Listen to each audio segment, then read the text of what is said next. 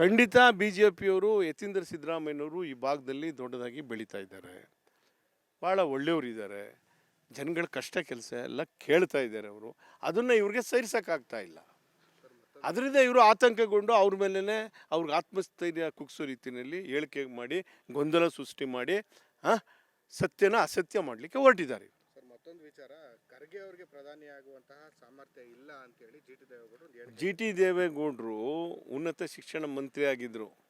ಏನು G T ದೇವೇಗೌಡರಿಗೆ ಏನು ಅರ್ಹತೆ ಇದೆಯಾ? That is the beauty of the democracy. Kharge ಅವರು ಪ್ರಧಾನಮಂತ್ರಿ ಅಲ್ಲ, ರಾಷ್ಟ್ರಾಧ್ಯಕ್ಷರಲ್ಲ, ಯಾವುದೇ ಹುದ್ದೆಗೆ ಅರ್ಹರಾಗಿದ್ದಾರೆ. ಒಂದು ಶೋಷಿತ ಸಮುದಾಯದಿಂದ ಬಂದು ಇಡೀ ತಮ್ಮ ಸಾರ್ವಜನಿಕ ಬದುಕಿನಲ್ಲಿ ಒಂದು ಕಪ್ಪು ಚುಕ್ಕಿ ಇಟ್ಕೊಳ್ದೇ ನಿರಂತರವಾಗಿ ಜನಗಳ ಮಧ್ಯೆ ಇದ್ದಾರೆ, ಭಾಳ ಅನುಭವಿಗಳಿದ್ದಾರೆ. ಅವರು ಪ್ರಧಾನಿ ಆಗೋದರಲ್ಲಿ ರಾಜ್ಯದ ಜನ ಖುಷಿ ಪಡ್ತಾರೆ, ದೇಶದ ಜನ ಖುಷಿ ಪಡ್ತಾರೆ. ಒಬ್ಬ ಸಾಮಾನ್ಯವಾದ ವ್ಯಕ್ತಿ ಪ್ರಧಾನಮಂತ್ರಿ ಹುದ್ದೆಗೆ ಹೆಸರು ಬಂದಿರೋದೇ ದೊಡ್ಡದ್ರಿ.